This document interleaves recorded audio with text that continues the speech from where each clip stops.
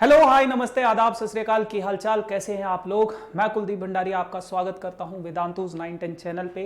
और आज मैं एक बहुत ही ज़्यादा इंपॉर्टेंट टॉपिक के साथ आया हूं जिसकी डिमांड बच्चे बहुत टाइम से कर रहे थे, जो कि क्या है, इम्प्रूवमेंट एग्जाम और कंपार्टमेंट एग्जाम के बारे में आपको डिटेल में नॉलेज दूंगा कि क्या कंपार्टमेंट एग्जाम है, क्या इंप्रूवमेंट एग्जाम है and what is the difference between these two exams, है ना। सो एज यू नो कि क्लास 10th का रिजल्ट अनाउंस हो चुका है, 12th का भी अनाउंस हो चुका है और बहुत सारे बच्चों के, जिन बच्चों के मार्क्स कम आए हैं या कुछ बच्चे फेल हो गए हैं किसी पर्टिकुलर सब्जेक्ट में और वो चाहते हैं कि उनकी 10th की मार्कशीट गंदी ना दिखे, फेल ना दिखे या कम मार्क्स ना दिखे, तो क्या काम करना है उनको, उसके बारे में आज का सेशन होने वाला है। सो लास्ट तक जरूर बने रहें, पूरा सेशन देखना कि अगर कोई फेल हुआ है तो क्या करना है, किसी के कम मार्क्स आए हैं तो क्या करना है। So let's start this session बच्चा। लेकिन अगर अभी तक आप लोगों ने लाइक नहीं किया तो फटाफट से लाइक कर दो और अपने दोस्तों के साथ शेयर कर दो, सो उन बच्चों को भी पता चले जिन तक ये वीडियो नहीं जा पा रही है। आप सबको भेज दो और उनको लाइक पता चल जाएगा कि क्या उन्हें करने की जरूरत है अगर उनके मार्क्स कम है तो। ठीक है, चलो। सो सबसे पहले बात करते हैं हम लोग कंपार्टमेंट एग्जाम की। ठीक है, कंपार्टमेंट एग्जाम क्या है और क्या क्या चीजें आपको करनी है, फिर उसके बाद हम लोग इंप्रूवमेंट एग्जाम की बात करेंगे। तो कंपार्टमेंट एग्जाम की अगर मैं बात करूं तो 2020 में नेशनल एजुकेशन पॉलिसी के अंतर्गत सीबीएसई ने कंपार्टमेंट एग्जाम का नाम चेंज कर दिया है, क्या, सप्लीमेंट्री एग्जाम। ठीक है, सप्लीमेंट्री एग्जामिनेशन के नाम से अब ये कंपार्टमेंट एग्जाम जाना जाता है। और क्या होता है ये सप्लीमेंट्री एग्जाम, कौन कौन इसमें अपीयर हो सकते हैं, उसके बारे में बात करते हैं। सो अगर मैं बात करूं सप्लीमेंट्री एग्जाम की ना, तो CBSE supplementary exams are exams that are held for students who have failed in one or more than one subject in the regular CBSE boards exam। अगर कोई बच्चा एक सब्जेक्ट में या एक से ज्यादा सब्जेक्ट में फेल है तो वो इस एग्जाम में अपीयर हो सकता है, ताकि उसको सीबीएसई ने पास होने का एक और मौका दिया है, तो वो इस एग्जाम में अपीयर हो सकता है। These exams are an opportunity for the students to improve their grades, pass the boards exam, है ना।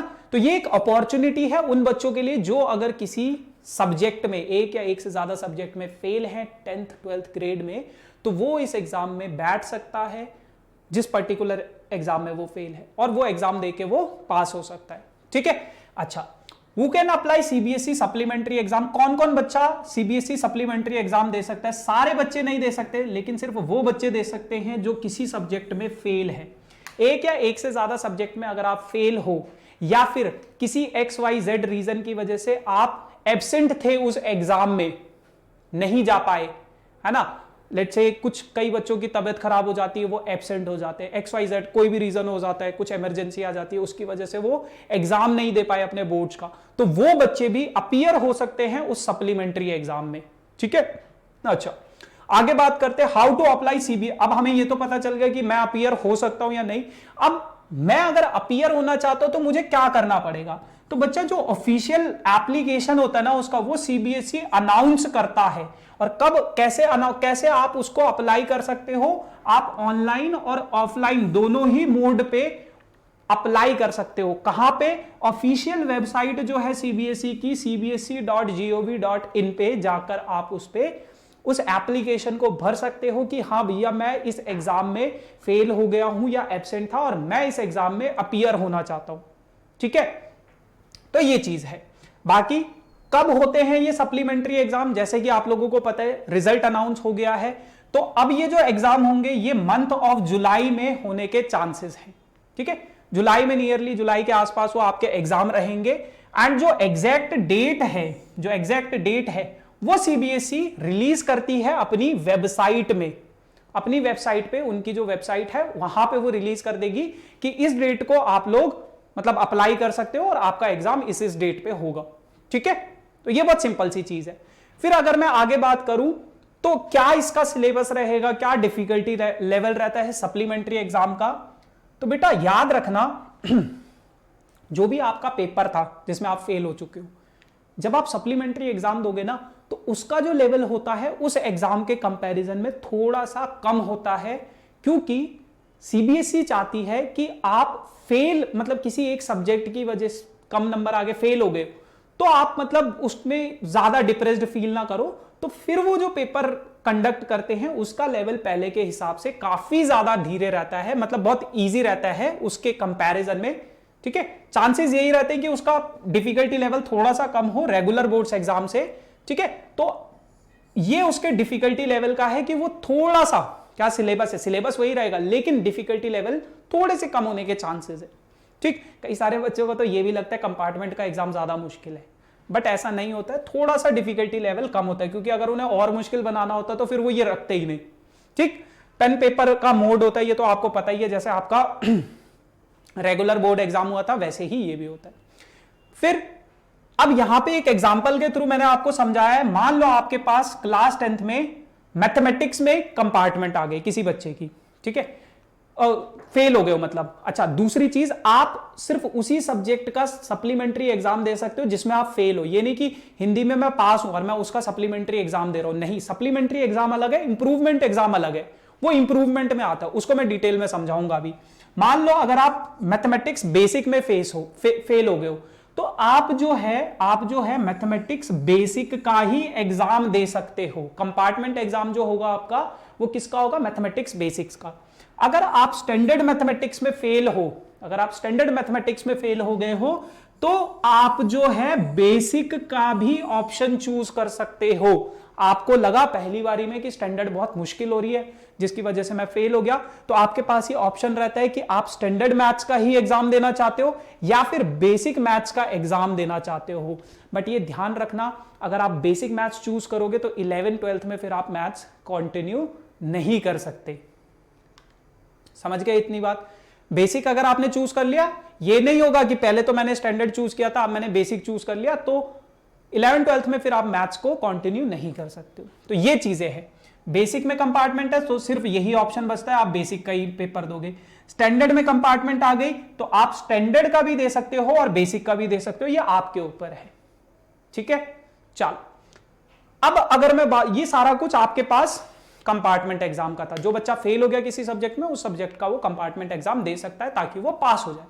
अब अगर मैं बात करूं इंप्रूवमेंट एग्जाम की, तो इंप्रूवमेंट एग्जाम एक ऐसी अपॉर्चुनिटी है बच्चों के लिए जिसमें लेट्स से मेरे मान लो साइंस में कम आ गए, मेरे बाकी सब्जेक्ट्स में बहुत अच्छे, साइंस में कम आ गए, मैं साइंस लेना चाहता हूं, स्कूल वाले कह रहे नहीं भाई तुम्हारे साइंस में बहुत कम है तो हम तुम्हें साइंस स्ट्रीम नहीं दे सकते। तो सीबीएसई ने हमारे लिए एक ऐसा काम किया है कि हम लोग अपने किसी पर्टिकुलर सब्जेक्ट में जिसमें हमारी परफॉर्मेंस उतनी अच्छी नहीं थी तो हम उसमें भी इंप्रूवमेंट का एग्जाम दे सकते हैं। ठीक है, तो मान लो मेरे साइंस में अच्छे मार्क्स नहीं थे तो मैं साइंस के इंप्रूवमेंट एग्जाम दे सकता हूं, मैं साइंस का इंप्रूवमेंट एग्जाम दे सकता हूं, है ना, और मतलब हमारा मार्कशीट अच्छा हो जाएगा, मेरे ज्यादा परसेंटेज बन जाएंगे। लाइक अगर किसी को लगता है ऐसा कि इतने मेरे मार्क्स आने चाहिए थे, मुझे और मार्क्स चाहिए, तो आप लोग इंप्रूवमेंट एग्जाम भी दे सकते हो। अब इसकी एलिजिबिलिटी क्या होती है, only students who have passed. Fail वाले कंपार्टमेंट का एग्जाम देते हैं, पास वाले जो होंगे वो इस एग्जाम को दे सकते हैं। कौन सा, इंप्रूवमेंट एग्जाम को, जो कि पास हैं in the current academic year are eligible. ये नहीं कि 2 साल पहले हम सीबीएसई क्लास 10 में फेल हुए थे और हम इंप्रूवमेंट का एग्जाम देना चाहते हैं, नहीं, इसी साल की ये कहानी है। अगर इसी साल आप फेल हुए हो, इंप्रूवमेंट का एग्जाम देना चाहते हो, कम मार्क्स है, तो आप लोग उसके लिए एलिजिबल हो। ठीक है, so you can like apply for this improvement exam. जो बच्चा फेल हुआ है वो नहीं दे सकता इस एग्जाम को, उसके लिए कंपार्टमेंट एग्जाम है। ठीक है, अच्छा आगे बढ़ते, सब्जेक्ट्स की अगर मैं बात करूं, students can not appear for the improvement exam in a subject that they have not taken in the previous board exam. कई सारे बच्चे हिंदी नहीं लेते, लेट्स से उनका पंजाबी एज अ लैंग्वेज उन्होंने लिया हिंदी के बदले, तो ऐसा नहीं कि वो इंप्रूवमेंट में हिंदी ले ले, फिर नहीं, जो सब्जेक्ट्स आपके पहले थे आप उन्हीं सब्जेक्ट्स का इंप्रूवमेंट एग्जाम दे सकते हो। ऑब्वियसली बात है ना, मेरा लेट्स से संस्कृत में कम है, संस्कृत मेरे पास था, पंजाबी मेरे पास था नहीं पहले, पंजाबी मैंने ऑप्ट नहीं किया, मैं पंजाबी का इंप्रूवमेंट नहीं दे सकता, संस्कृत का ही दूंगा। ठीक है, तो ये बहुत सिंपल सी चीज है। They can choose to improve their score one or more subject, एक या एक से ज्यादा सब्जेक्ट आप चूज कर सकते हो, it is up to you, जिसमें भी आपको इंप्रूवमेंट चाहिए। अब इसका एप्लीकेशन प्रोसेस क्या होता है? The CBSE improvement exam application process is usually conducted by online, ये जनरली ऑनलाइन होता है, ऑफिशियल वेबसाइट पे जाके आप इसको अप्लाई कर सकते हो, और एप्लीकेशन की जो फीस होती है वो होती है 200 रुपए पर सब्जेक्ट। एक सब्जेक्ट का अगर आप इंप्रूवमेंट एग्जाम चाहते हो तो आपको 200 रुपए पे करने पड़ेंगे और आप उसको इंप्रूवमेंट के लिए अपीयर हो सकते हो, फिर दोबारा से वो एग्जाम आप दे सकते हो। ठीक है, चलो एग्जाम डेट्स जो रहती है इसकी वो जनरली अगस्त और सितंबर के आसपास रहती है।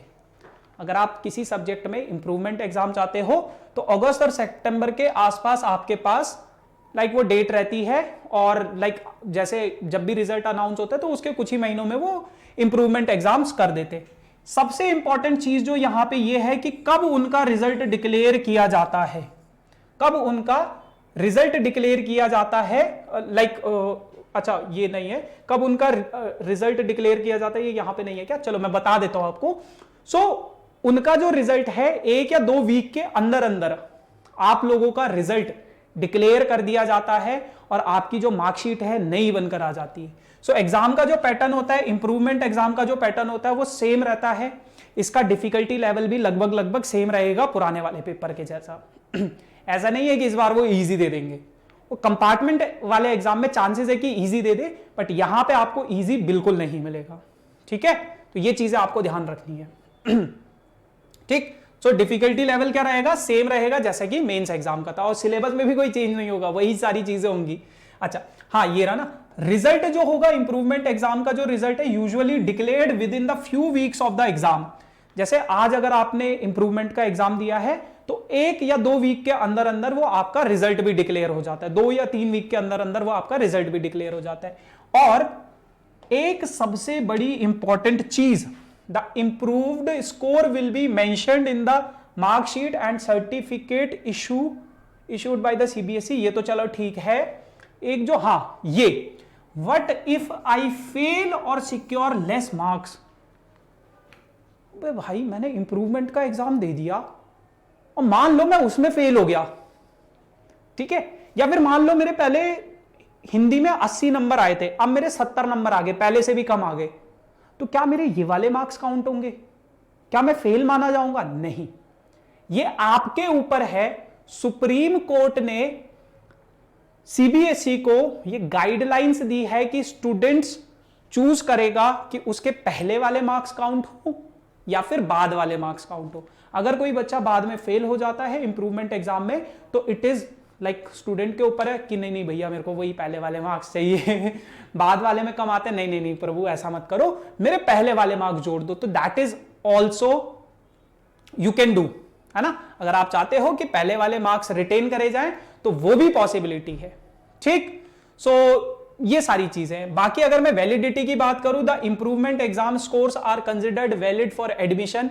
और वो ऐसा नहीं है कि इंप्रूवमेंट एग्जाम दिया है आपने तो वो वैलिड नहीं होगा, वो वैलिड है। जितना इंपॉर्टेंट आपका मेन एग्जाम था, जितनी आपके पास वैलिडिटी उसकी रहती है, उतना ही इंपॉर्टेंट, उतनी ही वैलिडिटी उसका है। जो आपका मार्कशीट बन के आएगा वो अब नया बन के आएगा, वो इंप्रूवमेंट वाले जो मार्क्स होंगे वो आपके माने जाएंगे, वो काउंट माने जाएंगे। अगर कहीं पे कट ऑफ जा रही है लेट्स से 95 और आपके इंप्रूवमेंट वाले में 95 है तो वही काउंट होंगे, ऐसे नहीं कि पहले वाले काउंट होंगे, और उतनी ही वेटेज होगी उस चीज की। ठीक है, इंप्रूवमेंट मार्क्स की उतनी ही वेटेज होती है।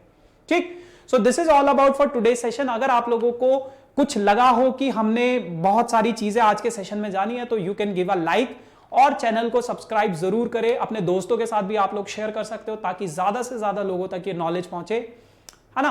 और अगर आपने अभी तक वेदांतु का चैनल 910 चैनल, अगर टेलीग्राम चैनल आपने सब्सक्राइब नहीं किया है, ज्वाइन नहीं किया, तो फटाफट से you can join this channel, है ना, to get the latest update about the all these things. सारी की सारी चीजों की लेटेस्ट अपडेट आपको मिल जाएंगी। बस इतना ही आज का हमारा साथ था। अब हम मिलेंगे अपने नेक्स्ट सेशन में, तब तक के लिए tata bye bye, thank you so much.